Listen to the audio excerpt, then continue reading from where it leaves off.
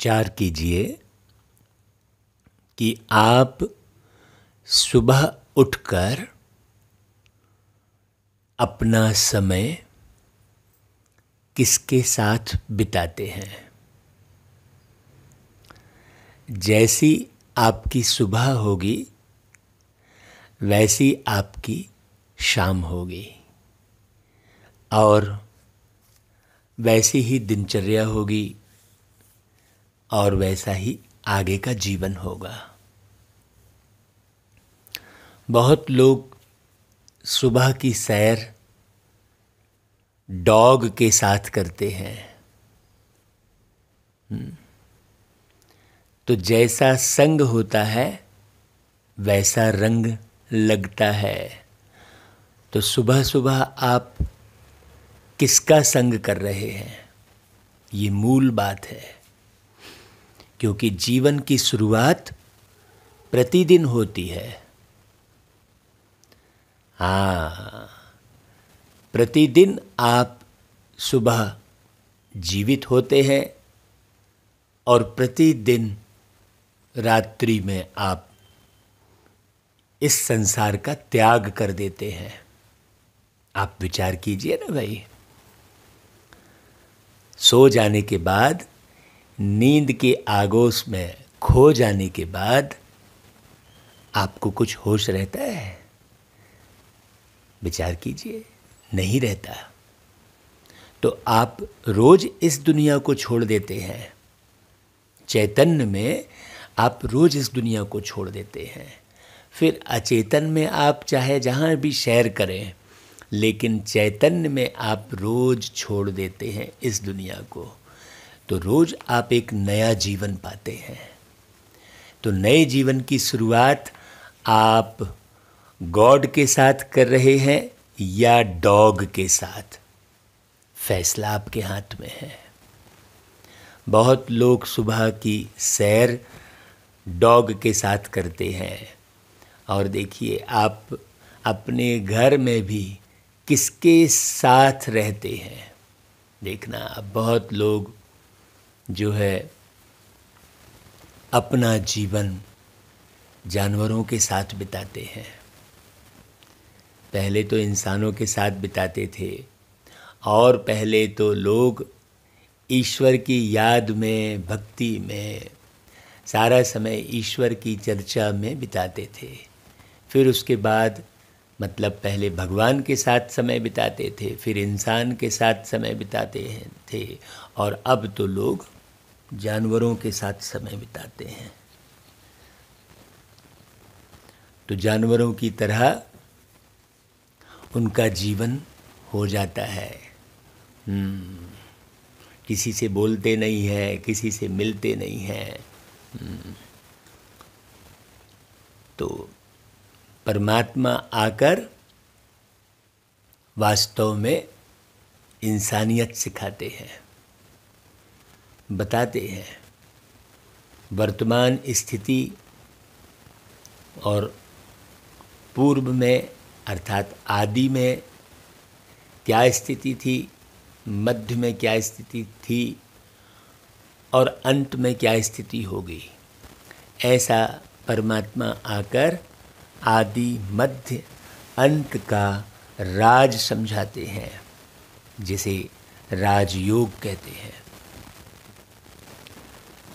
तो जैसा कि अभी वर्तमान समय चल रहा है, तो वर्तमान समय को देखते हुए प्यारे पिता परमात्मा, जिन्हें हम बाबा कहते हैं, वो समय का भी इशारा देते हैं, सावधानी भी देते हैं और वर्तमान स्थिति को देखते हुए शिक्षाएं भी देते हैं। मोहब्बत भी बहुत लुटाते हैं, शक्ति भी भरते हैं, क्योंकि किसी भी कार्य को करने के लिए शक्ति चाहिए। तो कौन सी शक्ति देते हैं?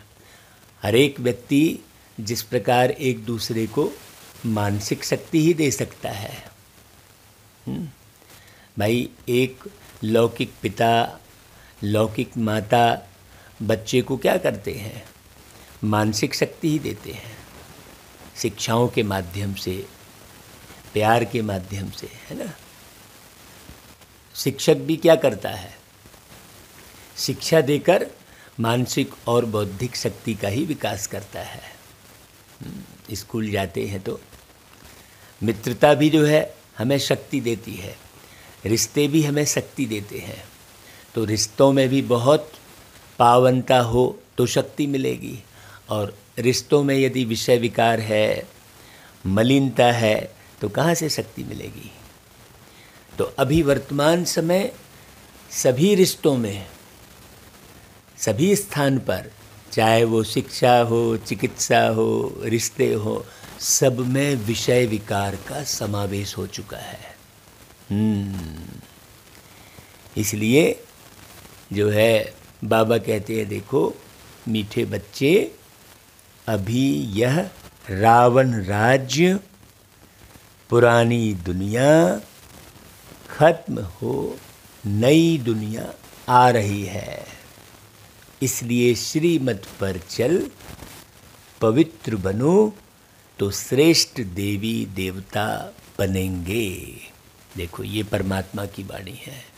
सुबह सुबह यदि आपने परमात्मा की वाणी सुन ली, समझ ली, तो निश्चित रूप से आपका वर्तमान जीवन तो बहुत सुख शांति से भर ही जाएगा, बल्कि आगे के अनेक जन्म आपके संवर जाते हैं। तो अभी यह रावण राज्य है। रावण राज्य का मतलब क्या हुआ? रावण राज्य मतलब किसी एक व्यक्ति विशेष को प्यारे बाबा रावण कह रहे हैं, ऐसा नहीं है, क्योंकि एक व्यक्ति का राज्य तो है नहीं अभी यहाँ। ये तो प्रजातंत्र है, लोकतंत्र है, जिसकी जो मर्जी आई सो करता है। हाँ, सब अपने अपने मर्जी के राजा हैं, ऐसा कहा जाता है। तो रावण राज्य है मतलब हरेक के अंदर विषय विकार पूरी पराकाष्ठा में भरे हुए हैं। हाँ, विषय विकारों का राज्य है, झूठ का राज्य है, हाँ, बेईमानी का राज्य है ना भाई। ये विषय विकार क्या है? यही सब है। इसलिए सारे के सारे दुखी है। तो अब ये पूरी जर्जर अवस्था हो गई है। तो किसी भी वस्तु की जब जर्जर अवस्था हो जाती है तो वो खत्म हो जाती है ना। तो जब देखा जाता है कि हाँ ये पूरी जर्जर अवस्था हो गई है, तो नया निर्माण किया जाता है ना भाई। अगर कोई मकान है, देखा कि नहीं अब ये नहीं रिपेयरिंग होने वाला है, क्योंकि इसकी सब जगह दीवारें, खंबे, छत सब जर्जर हो गए हैं, तो फिर क्या प्लान किया जाता है कि चलो भाई अब नया बनाया जाए, ऐसा प्लान किया जाता है ना। तो फिर नया मकान बनाने का जो है पुरुषार्थ करते हैं। उसी प्रकार परमात्मा इस धरती पर आकर ये पुरानी जर्जर दुनिया जो बिल्कुल विनाश को पा रही है, उसे पहले नया बनाते हैं।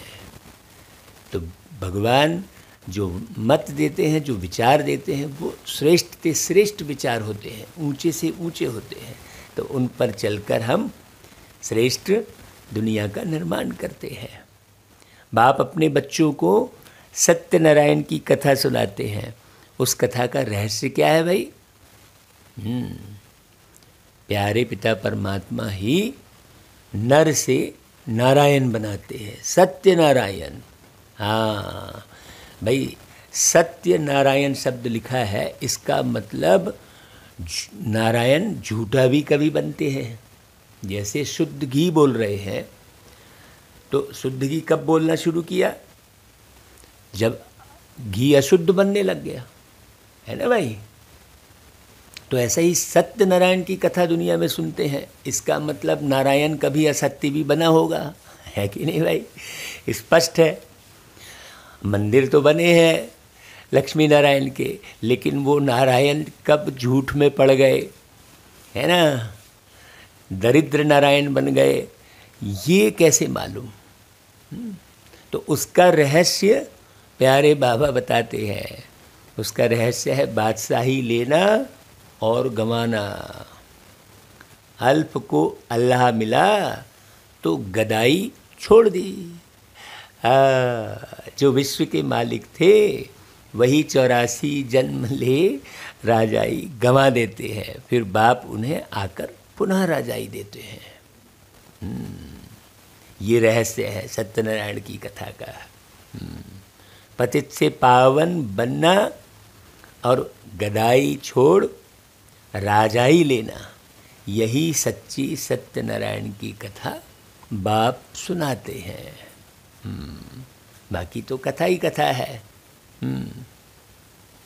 कथा का मतलब ही है जो कल था बस उसी की चर्चा कर रहे हैं। तो गीत गाते हैं ना भाई, आखिर वह दिन आया आज। आप इस गीत को पूरा सुनना। ओम शांति। भाई ओम शांति का अर्थ तो रूहानी बाप ने समझाया है, हाँ, पिछली मुरलियों में भी, और अभी जो नए सुन रहे हैं उनको फिर आप लोग समझाइए जो पहले सुन चुके हैं, है ना भाई। ओम माना अहम आत्मा हूँ और ये मेरा शरीर है, मतलब मैं एक आत्मा हूँ। ओम शांति मतलब मैं शांत स्वरूप हूँ। आत्मा तो देखने में नहीं आती है, यह समझ में आता है कि मैं आत्मा हूँ और यह मेरा शरीर है। आत्मा में ही मन बुद्धि है भाई, शरीर में बुद्धि नहीं है। आत्मा में ही संस्कार अच्छे व बुरे रहते हैं, शरीर में थोड़ी कोई संस्कार होते हैं। सोचने की बात है भाई, क्रोध कोई शरीर थोड़ी कर रहा है। हाँ, जिस शरीर से आत्मा निकल गई वो शरीर कोई क्रोध करेगा क्या? सोचने की बात है। शरीर में तो बुद्धि नहीं है ना भाई, आत्मा में ही है सारा कुछ। उस आत्मा को कोई देख नहीं सकते हैं। शरीर को आत्मा देखती है, आत्मा को शरीर नहीं देख सकता। जान सकते हैं कि आत्मा निकल जाती है तो शरीर जड़ हो जाता है। आत्मा देखी नहीं जाती है, शरीर देखा जाता है। वैसे ही आत्मा के जो पिता हैं, आत्मा के जो फादर हैं, जिनको ओ गॉड फादर कहते हैं, वह भी देखने में नहीं आते हैं। उनको भी समझा जा सकता है, जाना जा सकता है। आत्माएं सब ब्रदर्स हैं, इसलिए कहते हैं भाई, हाँ, शरीर में आते हैं तो कहेंगे यह भाई भाई हैं, वह भाई बहन है। आत्माओं के जो पिता हैं, परम पिता परमात्मा, जिस्मानी भाई बहन एक दो को देख सकते हैं, लेकिन आत्माओं के पिता सभी के एक हैं, उनको देख नहीं सकते। तो वही परम पिता परमात्मा जिन्हें बाप कह रहे हैं, बाप यानी मुखिया, वो आए हैं पुरानी दुनिया को नया बनाने। ये बात थोड़ी अच्छे से समझना है। जब ये बात गहरे से विश्वास में बैठ जाएगी, समझ में आ जाएगी। विश्वास भी कब होता है? जब प्रैक्टिकल दिखाई देता है, समझ में आता है। भाई मैंने बहुत सी चीज़ों का एहसास होता है। जैसे हवा है, हवा तो दिखाई नहीं देती ना, लेकिन एहसास होता है ना भाई। जैसे दर्द है शरीर में, अब दर्द का तो ना कोई मापदंड है, ना कोई थर्मामीटर बना है, ना कोई दिखता है। वो तो संस्कारों से पता चलता है। यहाँ अरे चेहरे से पता चलता है कि हाँ इसको दर्द है। दर्द दिखता है क्या? लेकिन रहता तो है ना। कई लोग भाई जो चीज़ आँख से नहीं दिखती उसे नहीं मानते। बोले वाह, भगवान दिखता नहीं, हम कैसे माने? आत्मा दिखती नहीं, हम कैसे माने? तो भाई दर्द, तुमने कहा कि भाई मेरे को दर्द हो रहा है, तो कैसे माने? है कि नहीं भाई?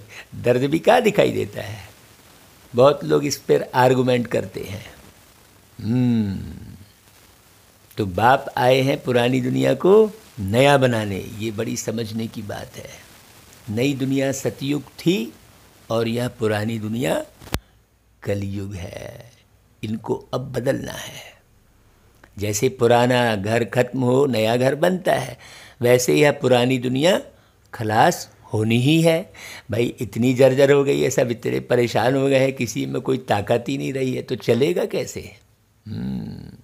तो सतयुग के बाद त्रेता, द्वापर, कलयुग और फिर सतयुग जरूर आना है भाई। हाँ, जैसे संडे मंडे के बाद फिर संडे, पूरा एक हफ्ता बीतता है ना भाई, संडे मंडे ट्यूसडे वेडनेसडे, है ना। जनवरी फरवरी मार्च अप्रैल ऐसा पूरे महीने बीतते हैं, वापस फिर जनवरी आ जाता है। ऋतुएं भी वही होती हैं। तो ये युग का चक्र भी तो बेहद का घूमेगा ही भाई। इसे समझने की ज़रूरत है ना। बोले अरे कहाँ कलयुग, कहाँ सतयुग, कहाँ कौन सी इस बात को लगा रखे हो। यदि हम कहें अरे कहाँ जनवरी कहाँ फरवरी, तो चलेगा क्या है। कई लोग सतयुग त्रेता द्वापर कलयुग कहेंगे ना, तो बोले अरे कहाँ तुम युग युग की बात करते हो। तो भाई फिर जनवरी फरवरी की बात मत सोचो, फिर संडे मंडे की भी चक्र में मत पड़ो भाई, है कि नहीं। तो भाई एक है हद का और एक है बेहद का। जब हम बेहद के चक्र को जान जाते हैं तो हद के चक्र को मैनेज करना बहुत सरल हो जाता है। है कि नहीं भाई। जैसे पहले जो है ये गूगल आदि नहीं था, तो हमको पूरे बेहद का पता नहीं लगता था। अभी तो गूगल में 1 मिनट में पूरे बेहद की पृथ्वी दिख जाती है, तो फिर बड़ा इजी हो जाता है। अच्छा ये तो बिल्कुल नज़दीक है बोलते हैं। अभी सब चीज़ नज़दीक हो गई ना, क्यों? क्योंकि वो बेहद की चीज़ को हम हद में देख ले रहे हैं, तो हमें फिर अब दूरी नहीं महसूस हो रही है। उसी प्रकार जब हम बेहद के चक्र को समझ जाते हैं तो फिर हद का दुख और सुख इसके जाल में नहीं फंसते हैं। है बड़ी गहरी बात। बहुत गहरी बात समझने की है। यदि आपको दुखों से छूटना है तो बेहद की बातों को समझना बहुत अनिवार्य है। तो वर्ल्ड की हिस्ट्री जाग्राफी रिपीट तो होनी ही है। सतयुग में होता है देवी देवताओं का राज्य, ये बात किसी को नहीं मालूम। देवी देवताओं की पूजा कर रहे हैं, लेकिन इनका राज्य भी था। राजमहल में रहते थे ना भाई। आज कृष्ण जी को भाई द्वारका पुरी माने द्वारकाधीश कहते हैं, तो राजमहल में ही तो रहते दिखाते हैं क्या। रामचंद्र जी को भी तो राजमहल में देखे रहते दिखाते हैं ना। तो फिर उनका राज्य था ना भाई, वो राजा थे ना इस सृष्टि पर। लेकिन उस समय कैसा क्या सिस्टम चलता था ये किसको मालूम नहीं है। अब उनको भगवान की तरह पूजा कर रहे हैं। नहीं, भगवान बिल्कुल अलग है और देवी देवता बिल्कुल अलग है भाई। किसी भी राजा को भगवान थोड़ी कह देंगे। है बड़ी समझने की बात। तो बाबा आकर पूरी हिस्ट्री बता रहे हैं। क्यों? क्योंकि बाबा ने जन्म लिया नहीं है। हम तो जन्म लेके भाई यहीं जाल में फंस गए। हाँ, कुछ एक लोगों से रिश्ते नाते बनाकर उलझ गए। लेकिन बाबा जन्म नहीं लेते तो सारा राज तो बाबा ही जानेंगे ना भाई। बाकी तो सब जन्म ले रहे हैं। रामचंद्र जी, कृष्ण जी, जितने भी देवी देवता हैं, जितने भी धर्म पिता हैं, सब जन्म ले रहे हैं। केवल एक परम पिता ही जन्म नहीं लेते, तो उन्हें सारा ज्ञान है। तो वो बताते हैं कि भाई आधा कल्प चलता है सूर्यवंशी और चंद्रवंशी। तो उनको कहा जाता है लक्ष्मी नारायण की डिनास्टी, राम सीता की डिनास्टी। तो यह सहज है ना भाई, समझना बड़ी जो है बिल्कुल सरल सी बात है। फिर द्वापर कलयुग में और धर्म आते हैं। फिर देवी देवताएं जो पवित्र थे वह अपवित्र बन जाते हैं। सुंदर से फिर श्याम बन जाते हैं। फिर श्याम से सुंदर बनने की कला सीखते हैं। इसलिए श्याम सुंदर का गायन है भाई। सुंदर से श्याम बनने का गायन थोड़ी होगा। हाँ, जो भाई गरीबी से अमीरी की ओर बढ़ता है उसका बहुत गायन होता है कि भाई देखो वो कितना आगे बढ़ा, ऐसा बोलते हैं ना। तो वैसा ही श्याम सुंदर कहते हैं। सुंदर श्याम कहाँ बोलते हैं। तो श्याम से सुंदर बनने की प्रक्रिया कब होती है, कौन कराता है, ये तो किसी को मालूम नहीं है भाई। बस श्याम श्याम रटेंगे। हाँ, है बड़ी समझने की बात। तो फिर इनको कहा जाता है रावण राज्य। रावण को देखो वर्ष वर्ष जलाते हैं, परंतु जलता ही नहीं है। क्योंकि भाई जो ओरिजिनल रावण है, जो दिखता नहीं है, हाँ, उसे अंदर से जलाना है। ऐसे थोड़ी पुतला जला के बना के जला दिए तो रावण मर गया भाई। यह है सबका बड़ा दुश्मन, इसलिए उनको जलाने की रस्म पड़ गई है। भारत का नंबर 1 दुश्मन है रावण, और नंबर 1 दोस्त सदा सुख देने वाले हैं खुदा। कहते हैं ना भाई, खुदा दोस्त। हाँ, जब खुदा दोस्त कह रहे हैं तो रावण भी तो कोई होगा ना भाई। तो इस पर एक कहानी भी है। तो खुदा है दोस्त, रावण है दुश्मन। खुदा दोस्त को कभी जलाएंगे नहीं, रावण दुश्मन है, इसलिए 10-30 वाला रावण बनाकर उनको वर्ष वर्ष जलाते हैं। भाई गांधी जी हर नोट में छपे हैं तो गांधी जी को सभी जानते हैं, इसलिए बाबा गांधी जी का उदाहरण देते हैं कि भाई गांधी जी कहते थे हमें राम राज्य चाहिए। तो क्यों भाई राम राज्य चाहिए?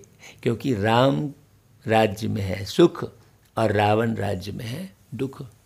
हाँ, दुखी है तब न कह रहे हैं राम राज्य चाहिए। अब यह कौन बैठ समझाते हैं?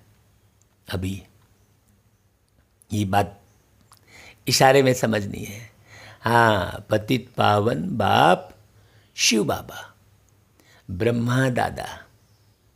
बाबा हमेशा सही करते हैं, बाप दादा।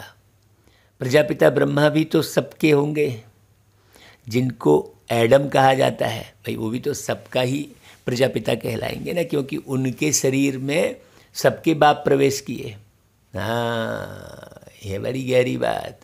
तो उनको फिर ग्रेट ग्रेट ग्रैंडफादर कहा जाता है। भाई ऐसी आत्मा भी चाहिए ना जो इतनी बड़ी विश्व अथॉरिटी को अपने शरीर में स्थान दिए, तो वो भी तो बहुत महान हुए ना भाई। मनुष्य सृष्टि में प्रजापिता हुए बिल्कुल साकार में, तब तो प्रजापिता का गायन भी है ना भाई। प्रजापिता ब्रह्मा द्वारा फिर ब्राह्मण सो देवी देवता बनते हैं। है बड़ी सहज बात। देवता क्षत्रिय वैश्य शूद्र बन जाते हैं। देखो, जब ये नॉलेज अच्छी रीति बैठ जाती है तो बाबा की याद प्रति सेकंड आती है। फिर इधर उधर की याद नहीं आएगी, फिर शांति धाम की याद आएगी। अभी तो शांति धाम किसको याद ही नहीं है। उसको सबसे पहली बात तो उसको यही याद नहीं है कि वो एक आत्मा अशरीरी है है कि नहीं भाई? तो फिर शांति धाम कहाँ से याद आएगा? किसी को भी याद नहीं है, सारे के सारे दुखी है। और बाबा, कितना बाबा का शुक्रिया, बाबा ने कितना सुखी बना दिया हमको। तो इनको कहा जाता है प्रजापिता ब्रह्मा, मनुष्य सृष्टि का बड़ा, सबसे बड़ा क्यों कहेंगे भाई? क्योंकि पहले पहले उन्होंने ही जाना प्यारे शिव बाबा को, बड़े थे बड़े बाबा को प्रजापिता ब्रह्मा ने, जो आत्मा है उन्होंने जाना। फिर ब्रह्मा के कितने ढेर बच्चे भाई? ब्रह्मा के ढेर बच्चे कौन? हाँ, ये आत्मा। फिर वहाँ जाति, ये शरीर की जाति धर्म वाली कोई बात नहीं रह गई, वहाँ आत्मी प्रेम ही धर्म हो गया। हाँ, आत्मा का धर्म समझो, आत्मा का धर्म है आत्मी प्रेम। हाँ, तुम एक आत्मा हो तो आत्मा के धर्म को पहचानो, आत्मा के धर्म की बात करो, आत्मा के धर्म का प्रचार करो, तब फिर सारे स्थानों पर बिल्कुल शांति सुख की स्थापना होगी। और तुम शरीर के धर्म की बात करोगे तो निश्चित रूप से आपस में वैमनस्यता लड़ाई होगी।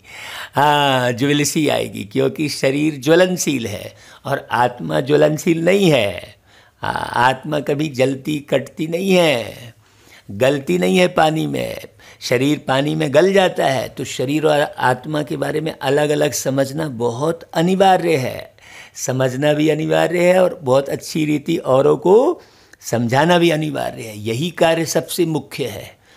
हाँ, जैसे खाने को, घूमने को, इधर उधर रिश्ते निभाने को महत्व देते हैं, उससे ज़्यादा महत्व इस ज्ञान को देना है। तभी बहुत सुंदर दुनिया का निर्माण होगा। नहीं तो शिकायत करते बैठे रहेंगे, ये ऐसा है वो वैसा है, बड़ा दुखी होते रहेंगे। इसलिए इस ज्ञान को अच्छी रीति समझ के और सबको समझाना, तो बाबा की याद भी रहेगी। भाई बाबा बाबा कहते रहते हैं, यह है साकार बाबा और शिव बाबा है निराकार बाबा, माने उनका कोई आकार दिखाई नहीं दे रहा है। तो गाया भी जाता है ना भाई कि ब्रह्मा के द्वारा सृष्टि की रचना। तो भाई कौन सी सृष्टि की रचना? ये कलयुगी सृष्टि की रचना रचेंगे क्या? दुख वाली? भाई परमात्मा भी यदि दुख वाली सृष्टि की रचना करेंगे तो फिर उन्हें सुख का सागर क्यों कहेंगे? सोचने की बात है। तो नई मनुष्य सृष्टि रचते हैं। हाँ भाई, देवी देवता भी कौन, मनुष्य ही है ना, मनुष्य जैसे दिखाई दे रहे हैं, फिर कैसे भगवान समझ ले रहे हो आप लोग। बड़ी गहरी बात समझने की है। यह है पतित दुनिया, रावण राज्य। अब रावण की आसुरी दुनिया खत्म हो जाएगी। क्यों? क्योंकि भगवान आ गए।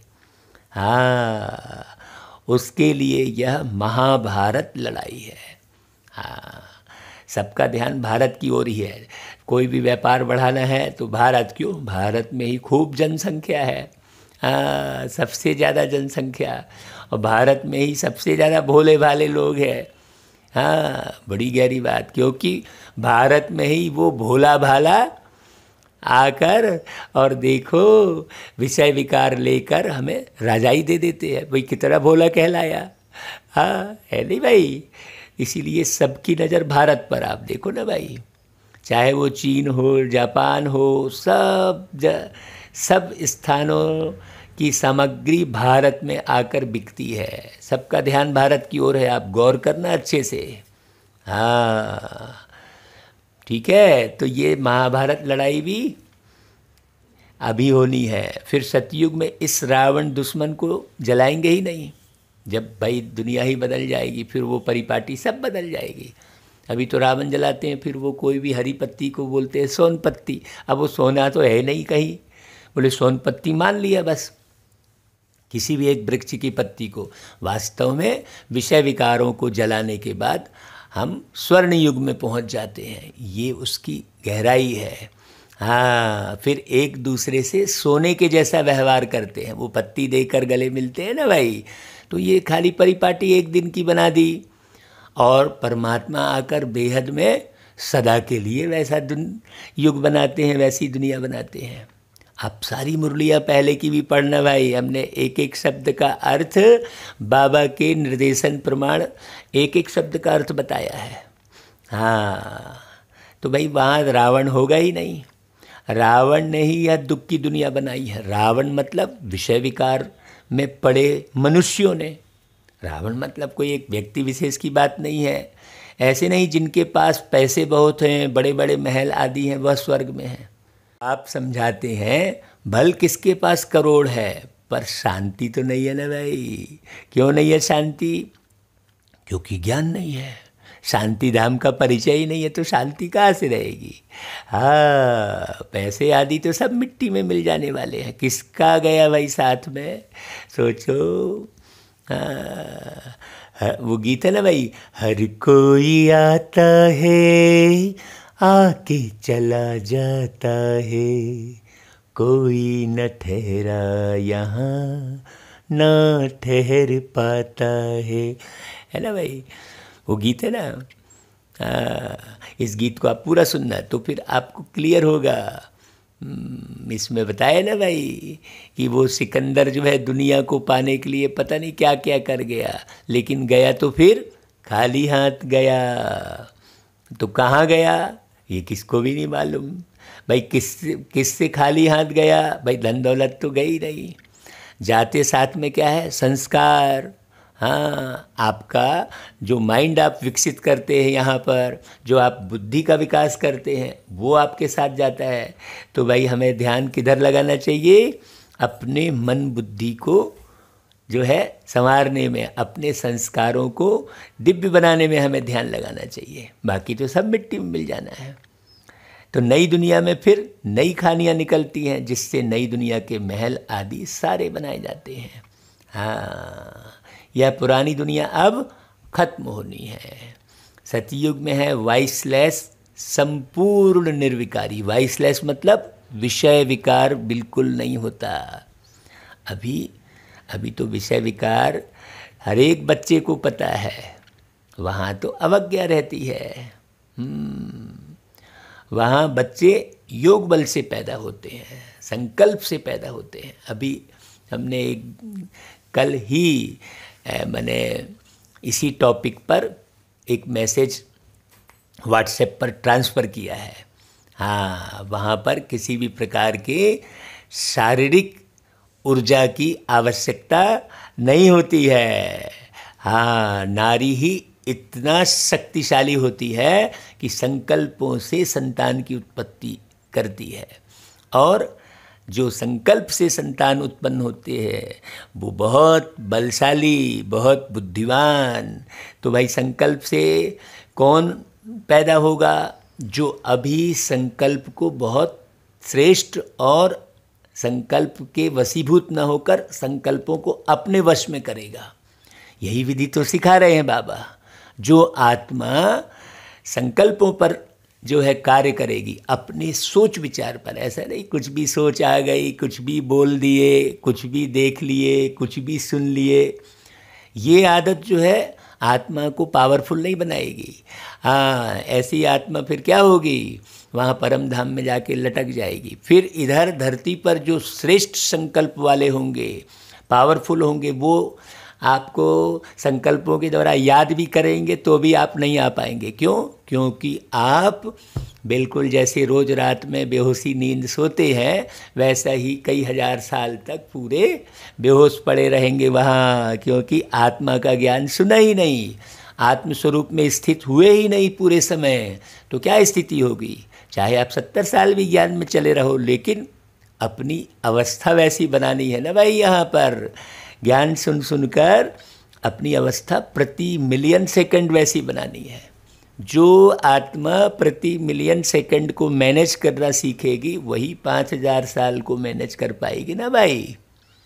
तो है बड़ी गहरी बात। बाबा पूरी सूक्ष्म बात भी बताते हैं और स्थूल भी बताते हैं। ऐसा थोड़ी कि बस सूक्ष्म बात से ही काम चलता रहेगा, हम यही संकल्प करते रहेंगे कि हम सूक्ष्म वतन में बैठे हैं तो कोई ऐसी परिकल्पना कर रहे हैं, तो लाल प्रकाश है तो लाल ये है।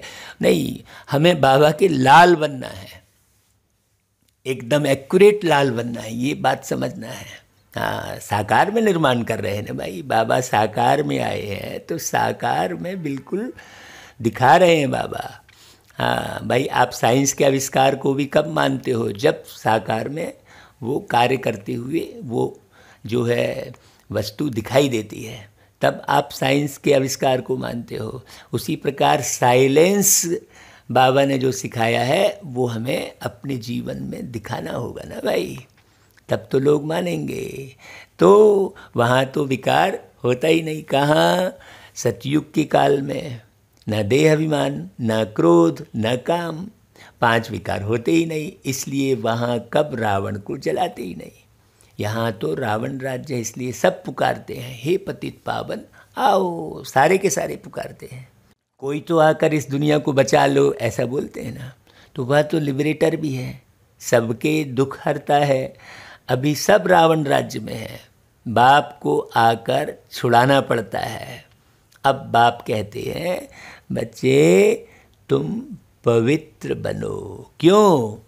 क्योंकि यह पतित दुनिया अब खत्म होनी है। जो श्रीमत पर चलेंगे वही श्रेष्ठ देवी देवता बनेंगे। विनाश तो होगा, सब खत्म हो जाएंगे, बाकी कौन बचेंगे? स्पष्ट सुन लो भाई, जो श्रीमत पर पवित्र रहते हैं वही बाप की मत पर चल विश्व की बादशाही का वर्षा पाते हैं। वही कौन? आत्माएं।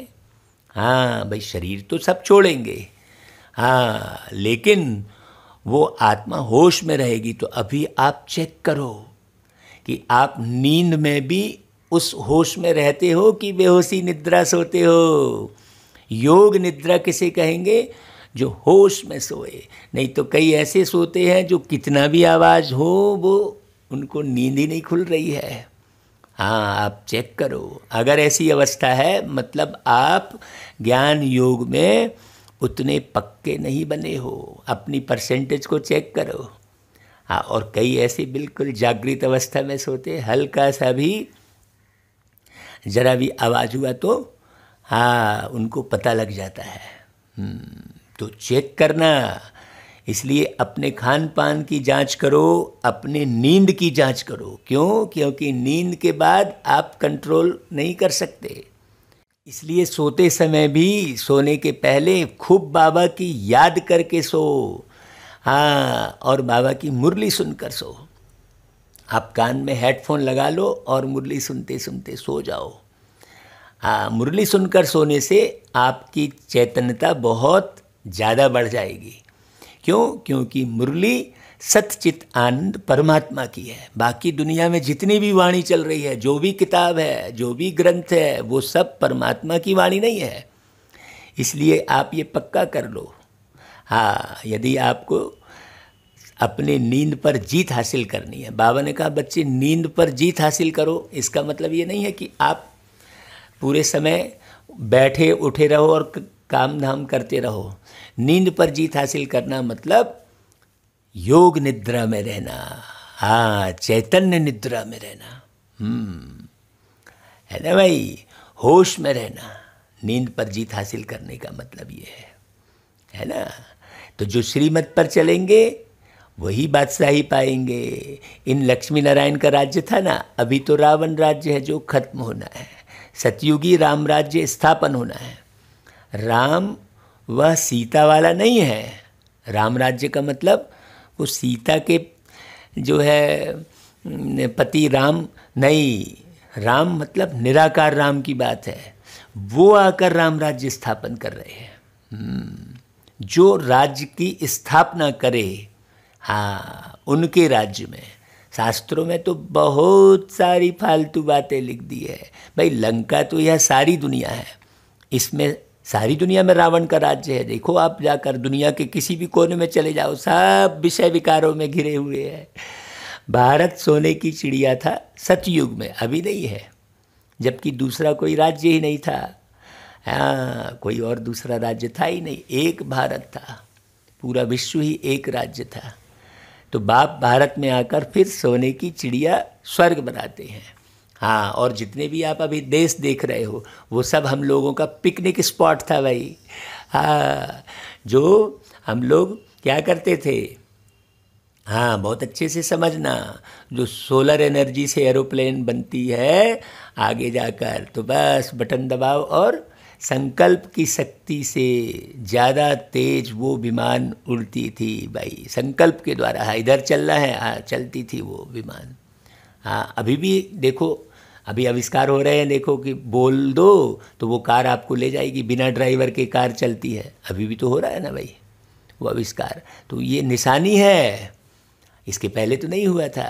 तो देखना, साइंस भी बिल्कुल रिफाइन होगी। सतयुग में साइंस के साधन नहीं होंगे ऐसा नहीं है भाई।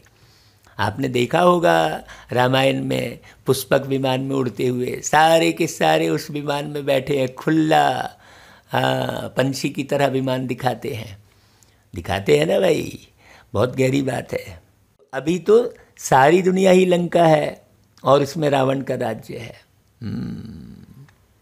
तो बाप भारत में आकर फिर से सोने की चिड़िया स्वर्ग बनाते हैं। बाकी जो इतने धर्म है वह सब खत्म हो जाएंगे भाई। ऐसा कौन बोलेगा भाई? परमात्मा की अथॉरिटी ही बोल रही है। ऐसा किसी की ताकत नहीं है कि कहे भाई सारी धर्म खत्म हो जाएंगे। समुद्र भी देखो उछाल मारेगा। बॉम्बे क्या था? एक छोटा सा गाँवड़ा था। अभी सतयुग की स्थापना होती है, फिर बॉम्बे आदि तो रहेगी ही नहीं। जितने भी समुद्र के किनारे हैं वो सब रहेंगे थोड़ी। सतयुग में बहुत थोड़े मनुष्य होते हैं। कैपिटल जो है दिल्ली होती है, जहाँ लक्ष्मी नारायण का राज्य होता है। बाबा बिल्कुल स्पष्ट फ्यूचर बता रहे हैं।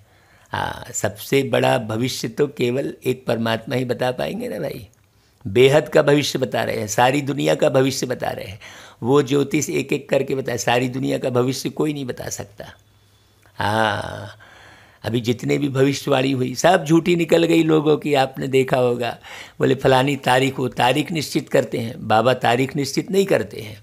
क्यों? बाबा इस तारीख के बंधन में नहीं बंधे हुए हैं। बाबा तो कहते हैं भाई तुम ऐसा करोगे तो पाओगे ना। बाबा कर्म सिखलाते हैं, श्रेष्ठ कर्म। तो सतयुग में यही दिल्ली क्या थी? परिस्तान थी, दिल्ली ही गद्दी थी। हाँ, अब बहुत गहरी बात समझना। हाँ, दिल्ली ही गद्दी थी भाई। जो आपने देह ली है, शरीर लिया है, उसी भ्रुकुटी के बीच बैठकर उसी भान में रहते हैं लोग। हाँ, वो गद्दी के समान है। ऐसे नहीं कि खुद को ही देह समझ लिए। बहुत गहरी बात है। स्थान विशेष की भी बात है और सूक्ष्म बात भी है। दोनों बातें हैं। दोनों बातें समझनी होगी ना। जब हम सूक्ष्म बातों को समझते हैं तब हम स्थूल बातों को अच्छे से समझ पाते हैं। तो राम राज्य में भी दिल्ली मतलब दिल्ली ही कैपिटल रहती है, बहुत गहरी बात है ना, परंतु राम राज्य में हीरे जवाहरातों के महल थे। हाँ, अथाह सुख था। बाप कहते हैं तुमने विश्व का राज्य गंवाया है, मैं फिर से देता हूँ। तो सूक्ष्म बात समझने के बाद ही तो कोई स्थूल चीज़ समझ बनती है भाई। हाँ, आज आपके सामने में स्थूल आपके हाथ में जो मोबाइल है, तो उस सूक्ष्म गहराई को, ज्ञान को समझा होगा ना किसी ने कि भाई इस प्रकार से चिप बनेगी। कितनी छोटी छोटी चीज़ें रहती है इस मोबाइल के अंदर, कितना बारीक निर्माण रहता है। तो सूक्ष्म निर्माण से ही स्थूल निर्माण प्रत्यक्ष में दिख रहा है। वैसे ही सतयुग बनेगा भाई, इसमें कोई फंतासी बात तो है नहीं। हाँ, तो बाबा कहता है कि देखो तुमने विश्व का राज्य गंवाया था, मैं फिर से देता हूँ, तुम मेरी मत पर चलो। श्रेष्ठ बनना है तो सिर्फ मुझे ही याद करो और किसी देहधारी की याद नहीं करो। हाँ, किसी देहधारी की याद नहीं करो मतलब जो देह के भान में है, जो दैहिक चर्चा कर रहा है, हाँ उस चर्चा में मत फंसो, इधर उधर की निंदाचारी में। अपने को आत्मा समझ, मुझ बाप को याद करो तो तुम तमो प्रधान से सतो प्रधान बन जाएंगे। तुम मेरे पास चले आएंगे। देखो कैसे बोल रहे बाबा, तुम मेरे गले की माला बन, फिर विष्णु के गले की माला बन जाएंगे। माला में ऊपर हूँ मैं, सबसे ऊपर, वो गिनती में नहीं है। देखो 108 की गिनती में नहीं, आप माला देखना, ऊपर में एक दाना रहता है। फिर युगल है ब्रह्मा सरस्वती, वही सतयुग के महाराजा महारानी बनते हैं। उन्हों की फिर सारी माला है जो नंबरवार गद्दी पर बैठते हैं। हाँ, चुन चुन कर जग के कांटे फूलों की माला बनाई, वो गीत बनाया देखो बाबा की याद में। तो बाबा कहते हैं मैं भारत को इन ब्रह्मा सरस्वती और ब्राह्मणों द्वारा स्वर्ग बनाता हूँ। अब यहाँ पर ब्राह्मण का अर्थ किसी जाति विशेष से नहीं है ना, बहुत ध्यान देना। जो मेहनत करते हैं उन्हों के फिर यादगार बनते हैं। हाँ, आत्माओं का रहने का स्थान है परम धाम, जिसको ब्रह्मांड भी कहते हैं। हम सब आत्माएं वहाँ स्वीट होम में रहने वाली हैं बाप के साथ। अब ऐसा तो किसी को याद ही नहीं रहता है, हिरे हुए हैं भाई, चिल्लाते रहते हैं। कितना चिल्लाते हैं लोग दुख में। किसी को थोड़ा भी दर्द होगा तो खूब चिल्लाएगा। हाँ, और आत्मभान वाला बिल्कुल नहीं चिल्लाता। तो वह है शांति धाम। मनुष्य चाहते हैं हम मुक्ति धाम में जाएं, परंतु वापिस परमानेंट कोई जा नहीं सकते। सबको पार्ट में आना ही है। बस लंबे समय तक वहाँ रहते हैं तो लगता है कि हाँ मुक्ति धाम में आ गए, लेकिन भाई पार्ट बजाने नहीं आना होता तो ये कलयुग में इतनी जनसंख्या कहाँ से दिखाई देती। सोचने की बात है। तो तब तक बाप तुमको तैयार करते रहते हैं। वो लोग पार्ट बजाते रहते हैं आकर, और इधर चुपचाप तैयारी चल रही होती है। इसलिए उसे गुप्तेश्वर कहते हैं। ईश्वर को गुप्तेश्वर भी कहते हैं। गुप्त रीति निर्माण हो रहा है, किसी को पता भी नहीं चल रहा है। तुम तैयार हो जाएंगे तो वहाँ जो भी आत्मा है वह सब आ जाएंगी, फिर खलास। तुम जाकर नई दुनिया में राज्य करेंगे, फिर नंबरवार फिर चक्र चलेगा। गीत में भी सुना है ना, आखिर वह दिन आया आज। भक्ति मार्ग में धक्के खाते रहते हैं, है ना भाई। बाप है ज्ञान सूर्य, कहते हैं ना भाई, ज्ञान सूर्य प्रगटा अज्ञान अंधेर विनाश। भाई वो गीत आप सुने होंगे, है प्रीत जहाँ की रीत सदा, मैं गीत वहाँ के गाता हूँ। भारत का रहने वाला हूँ, भारत की बात सुनाता हूँ। ये गीत आप पूरा सुनना। हाँ, तो कहते हैं ना भाई भारत की बात। तो अभी तुम्हारी बुद्धि में सृष्टि के आदि मध्य अंत का ज्ञान है। जानते हो जो भारतवासी नरकवासी हैं वह फिर स्वर्गवासी बनेंगे। बाकी इतनी सब आत्माएं शांति धाम में चली जाएंगी। जनसंख्या यहाँ कम हो जाएगी भाई। समझाना बहुत थोड़ा है। अल्फ बाबा बे बादशाही। हाँ, अल्फ द्वारा बादशाही मिल जाती है, गदाई खत्म हो जाती है। उसकी कहानी बाप बैठ समझाते हैं। तो यही फिर सच्ची सत्यनारायण की कथा कहलाई दे भाई, जो मुरली चल रही है। बाकी सब है दंत कथाएं। हाँ, बाबा ही नर से नारायण बनने के लिए यह ज्ञान सुनाते हैं। हिस्ट्री जाग्राफी है ना भाई, हर एक की पूरी हिस्ट्री जाग्राफी बताएंगे तभी तो समझ में आएगा। हाँ, कोई भी चीज़ बनती है तो उसकी पूरी हिस्ट्री, पूरा लिटरेचर छपता है भाई। कोई भी मोबाइल आप खरीदने जाते हैं तो उसकी एक लिटरेचर भी साथ में मिलती है ना, है 4 पेज का एक, कैसा है बना है, क्या है, कहाँ का बना है, पूरा हिस्ट्री जाग्राफी तो हर एक की रहती है ना भाई। तो इस दुनिया की भी तो कोई ना कोई सत्य हिस्ट्री जाग्राफी होगी ना। तो लक्ष्मी नारायण का राज्य कब शुरू हुआ, कब तक चला, तो कथा भी हुई ना भाई। जो विश्व पर राज्य करते थे वह 84 जन्म लेकर बिल्कुल ही तमो प्रधान बन गए। अभी बाप कहते हैं मैं वही राज्य फिर से स्थापन करता हूँ। तुम कैसे पतित से पावन और पावन से पतित बनते हो, वह सारी हिस्ट्री जाग्राफी बाबा समझाते हैं। पहले पहले सूर्यवंशियों का राज्य, फिर चंद्रवंशियों का, उनके बाद दूसरे भी आए, फिर बौद्धी, इस्लामी, फिर क्रिश्चियन आए।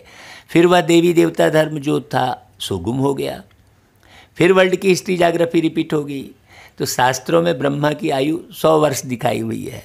यह जो ब्रह्मा है जिसमें बाप बैठ वर्षा देते हैं, इनका भी शरीर छूट जाएगा भाई, छूट गया, ये तो पुरानी मुरली है। तो आत्माओं को बैठ जो आत्माओं का बाप है वह सुनाते हैं भाई। ब्रह्मा तो चला गया लेकिन बाबा तो है ना भाई, वही पतित पावन है। अब कई लोग ब्रह्मा चले गए तो बोले अब क्या होगा। अरे भाई, किसी के जाने और नहीं जाने से कुछ थोड़ी फर्क पड़ता है। ईश्वर तो निर्माण करते ही है ना भाई, वो थोड़ी शरीर ले रहे और छोड़ रहे हैं, बाकी आत्माएं शरीर लेती और छोड़ती रहती है।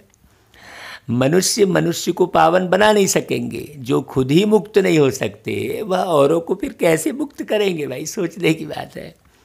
वह तो सब भक्ति सिखलाने वाले अनेक गुरु हैं। कोई कहेंगे फलाने की भक्ति करो, कोई कहेंगे शास्त्र सुनो, अनेक मत मतांतर हैं। इसलिए सब और ही बेसमझ बन गए हैं। अब बाप आकर क्या करते हैं, समझदार बनाते हैं। यही लक्ष्मी नारायण समझदार विश्व के मालिक थे ना, अब कितने कंगाल बन गए हैं। हाँ, फिर शिव बाबा आकर नरकवासी से स्वर्गवासी बनाते हैं। बाप देखो कितना अच्छी तरह से समझाते हैं कि यहाँ तकदीर जग जाए। बाप आते ही है मनुष्य मात्र की तकदीर जगाने। सब पतित दुखी है ना भाई, सब त्राही त्राही कर विनाश हो जाएंगे। इसलिए बाबा कहते हैं त्राही त्राही के पहले बेहद के बाप से कुछ तो वर्षा ले लो भाई। यह जो कुछ दुनिया में देखते हो वह सब तो खत्म हो जाना है। Fall of Bharat, rise of Bharat, यह भारत का ही खेल है। राइज होगा सतयुग में, अब कलयुग में फॉल होना ही है। यह सब रावण राज्य का पॉम्प है। अभी जो भी आप देख रहे हो, हाँ, जो विकास आप देख रहे हो वो विनाश है, विकास नहीं है। अब भाई, अब अणु परमाणु बम का निर्माण विनाश नहीं कहलाएगा क्या, सोचने की बात है। तो विनाश तो होना ही है। Fall of world, rise of world. सतयुग में कौन कौन राज्य करते हैं, यह बाप बैठ समझाते हैं। राइज ऑफ भारत, देवताओं का राज्य। फॉल ऑफ भारत, रावण का राज्य। अभी नई दुनिया बन रही है, पुरानी दुनिया खत्म हो जाएगी। इसके पहले तुम पढ़ रहे हो बाप से वर्षा लेने, भाई कितना सहज है। यह है मनुष्य से देवता बनने की पढ़ाई। सन्यासियों का तो है ही निवृत्ति मार्ग, वह धर्म ही अलग है। वह तो गृहस्थ व्यवहार छोड़ चले जाते हैं, उनका है हद का सन्यास। अब उनके पीछे भागने से आपको कोई बात समझ में आने वाली नहीं है। तुमको इस पुरानी दुनिया का सन्यास कर फिर यहाँ आना नहीं है। यह भी अच्छी रीति समझाना है कौन कौन से धर्म कब आते हैं। द्वापर के बाद ही और धर्म आते हैं। पहले सुख पाते हैं फिर दुख। हाँ, सबको उसी क्रम में आना है। यह सारा चक्र बुद्धि में बिठाना होता है। जब से तुम चक्र में आते हो महाराजा महारानी बनते हो। सिर्फ अल्फ और बे को समझाना है। बाबा किसको विलायत में जाने की मना नहीं करते हैं। यूँ तो सब चाहते हैं कि मृत्यु अपने देश में ही हो। अब विनाश तो होना ही है, हंगामा इतना हो जाएगा जो विलायत से फिर आ भी नहीं सकेंगे। इसलिए बाप समझाते हैं कि भारत भूमि सबसे उत्तम है। हाँ, विनाशी खंड है, स्पष्ट आके बाबा बता रहे हैं। जहाँ बाप आकर अवतार लेते हैं। भाई शिव जयंती भी तो यही मनाई जाती है, बाकी और किसी देश में थोड़ी। अब देखा देखी मनाने लगे और कुछ एक स्थान पर, वो बात अलग है। सिर्फ कृष्ण का नाम डालने से क्या हो गया, सारी शिव बाबा की महिमा ही खत्म हो गई है। सर्व मनुष्य मात्र का लिबरेटर यहाँ आकर अवतार लेते हैं। गॉड फादर ही है जो आकर लिबरेट करते हैं। तो ऐसे बाप को नमन करना चाहिए, उनकी जयंती मनानी चाहिए। परंतु कृष्ण का नाम डालने से सारी वैल्यू गुम कर दी है। शिव बाबा की उतनी वैल्यू नहीं है दुनिया के अंदर में। नहीं तो भारत सबसे ऊंच तीर्थ है, वह बाप यहाँ ही आकर सबको पावन बनाते हैं। तो यह सबसे बड़ा तीर्थ ठहरा ना भाई। जिसने सबसे ज़्यादा उपकार किया, हाँ, उसी को लोग दोषी ठहराते हैं। ये दुनिया की रीत है। इसलिए आप खूब उपकार करते चलो और ये चिंता मत करो कि कोई आपकी बड़ाई कर रहा है कि नहीं कर रहा है। देखो बाबा ने कितना ऊंचा काम किया, लेकिन लोग बाबा को कितनी गालियाँ देते हैं, कितनी गिलानी करते हैं। हाँ, तो अभी तुम आत्माएं जानती हो, हमारा बाबा इस अपने शरीर द्वारा यह राज समझा रहे हैं। हम आत्मा इस शरीर द्वारा सुनती है। भाई ब्रह्मा बाबा ने शिव बाबा को वो तन दे दिया ना भाई, ये तन आपका, ये लो भाई, अब आप इसे संभालो, ऐसा है ना भाई। तो तुम्हें भी आत्माभिमानी बनना है। अपने को आत्मा समझ, बाप को याद करो तो कट निकलती जाएगी और पवित्र बन तुम बाप के पास आ जाएंगे। जितना याद करेंगे उतना पवित्र बनेंगे। याद के अलावा और कोई चारा नहीं है। दूसरा इधर उधर याद मत करो भाई। औरों को भी आप समन बनाएंगे तो बहुतों की आशीर्वाद मिलेगी, ऊंच पद पालेंगे। इसलिए गाया जाता है ना भाई, सेकंड में जीवन मुक्ति। अच्छा भाई, बाबा फिर याद प्यार देते हैं, गुड मॉर्निंग करते हैं, नमस्ते करते हैं। हम बच्चे भी बाबा को सारा दिन याद करें। हाँ, घड़ी घड़ी सेकंड सेकंड बाबा की गहन याद आए। ओ बाबा, ऐसा है ना भाई। अच्छा, धारणा के लिए सार, बाप के गले की माला बन विष्णु के गले में पिरोने के लिए संपूर्ण सतो प्रधान बनना है। हाँ, एक है सतो समान और एक है सतो प्रधान। है गहरी बात समझने की। एक बाप की मत पर चलना है। तो बाप की मत कहाँ से मिल रही है? मुरली से। इसलिए मुरली को बार बार सुनना, पढ़ना और मनन चिंतन करना है।